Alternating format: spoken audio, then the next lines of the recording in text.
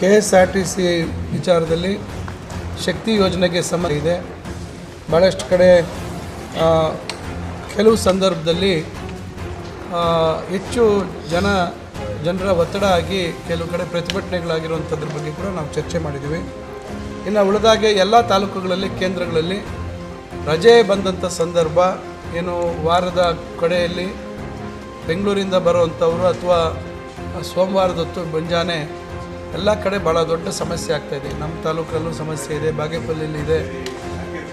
ಬಹುತೇಕ ಎಲ್ಲ ಕಡೆ ಎಲ್ಲರೂ ವಾರದ ಒಂದು ಭಾನುವಾರದ ರಜೆಯನ್ನು ಮುಗಿಸಿ ವಾಪಸ್ಸು ಉದ್ಯೋಗ ಮಾಡುವಂಥದ್ದಕ್ಕೆ ಹೋಗುವಂಥ ಸಂದರ್ಭದಲ್ಲಿ ಒತ್ತಡ ಆಗ್ತಾಯಿದೆ.